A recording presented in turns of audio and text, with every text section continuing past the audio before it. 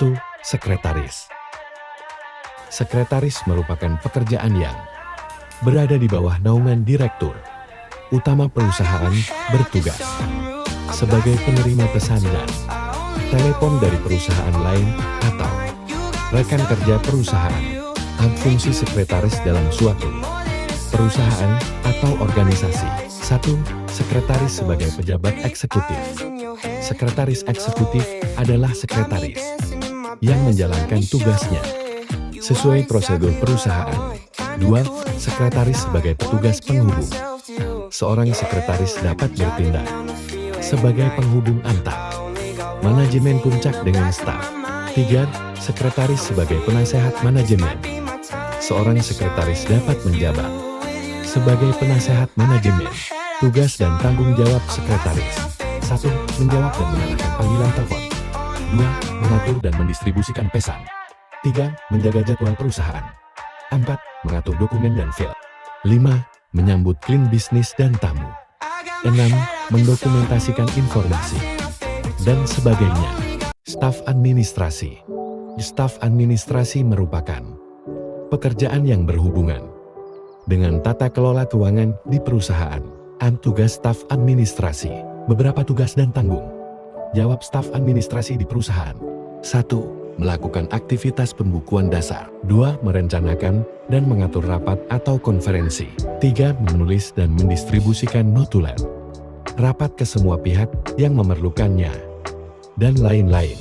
Keahlian yang harus dimiliki oleh staf administrasi. 1. Kemampuan berkomunikasi secara efektif. 2. Manajemen waktu. 3. Mampu mengoperasikan Microsoft Office. 4. Perhatian terhadap detail. 5. Kemampuan pengorganisasian. 6. Kolaborasi dan kerja sama tim. Petugas kearsipan. Petugas kearsipan merupakan seseorang yang memiliki tugas untuk mengatur arsip-arsip perusahaan yang penting. Tugas petugas kearsipan arsiparis. 1. Menerima dan membuat arsip dalam rangka menciptakan arsip. 2. Memverifikasi autentisitas arsip yang tercipta. 3. Melakukan pemberkasan arsip aktif, penataan, dan penyimpanan arsip inaktif dan yang berhubungan dengan arsip. Kemampuan yang harus dimiliki arsiparis. 1. Kemampuan manajerial yang baik. 2. Kemampuan berpikir secara sistematis. 3. Kemampuan pemecahan masalah secara akurat. 4. Kemampuan melakukan analisis yang tepat. 5. Kemampuan komunikasi dengan benar. 6. Kemampuan administratif yang teliti. Resepsionis. Resepsionis merupakan seorang yang memiliki tugas melayani pengunjung ketika mengunjungi perusahaan, menjawab panggilan masuk, dan mengarahkan panggilan kepada orang ingin ditemui. Dapat juga berperan menjadi petugas administrasi jika sepi pengunjung. 1. Sebagai diplomat. Seorang diplomat memiliki tugas untuk bernegosiasi dengan tamu. 2. Sebagai retort keeper. Seorang resepsionis dibutuhkan untuk menyampaikan janji kepada pihak perusahaan yang ingin ditemui. 4. Sebagai goods analyst. Goods analyst merupakan pekerjaan yang menganalisi berbagai tamu yang datang. Personalia. Personalia memiliki tugas sebagai pelaksana serangkaian pengelolaan sumber daya manusia mengenai administrasi. Fungsi dan tugas pokok personalia dapat dijabarkan sebagai berikut. A. Perencanaan. Personalia dapat mengatur tugas yang dibutuhkan oleh pihak atas. Bedot pengaturan. Memiliki rencana yang jelas dan dapat mengorganisir secara baik. 3. Pengarahan. Mengatur dan mengarahkan rancangan. 4. Pengawasan. Mengawasi segala pekerjaan. 2. Bidang operasional. Tugas dan fungsi personalia di bidang operasional yaitu memastikan kegiatan operasional yang mendukung sumber daya manusia agar terus berkembang. Pengetahuan dan keahlian yang harus dimiliki personalia. 1. Pengaturan psikologi yang baik. 2. Kemampuan komunikasi yang baik. 3. Pengetahuan manajemen sumber daya manusia yang bermutu. 4. Kemampuan analisis yang tepat. 5. Pengetahuan ilmu administrasi. Perkantoran yang terbaik. 6. Kemampuan mengolah data secara teliti. 7. Pengetahuan ilmu hukum yang berkualitas.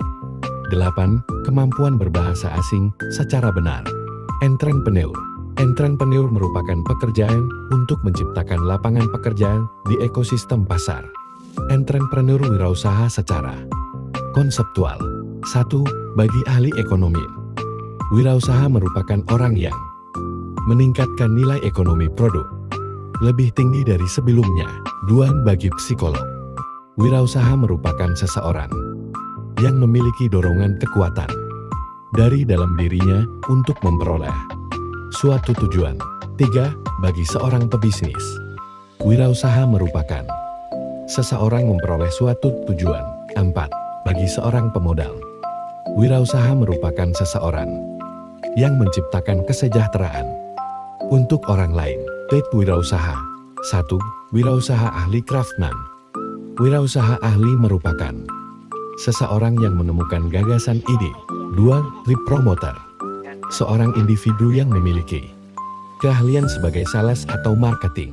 3. General manager. Seorang individu yang bekerja dengan baik pada perusahaan. Karakteristik wirausaha. Memiliki passion, mandiri dan optimis.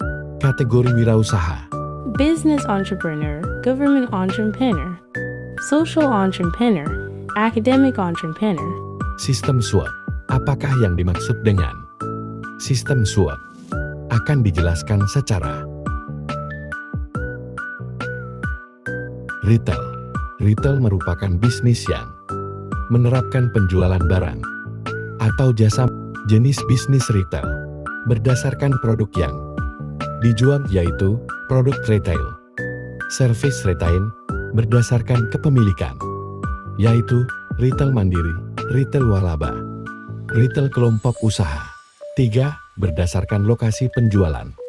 Usaha retail ini ditentukan pendapatnya berdasarkan lokasi penjualannya.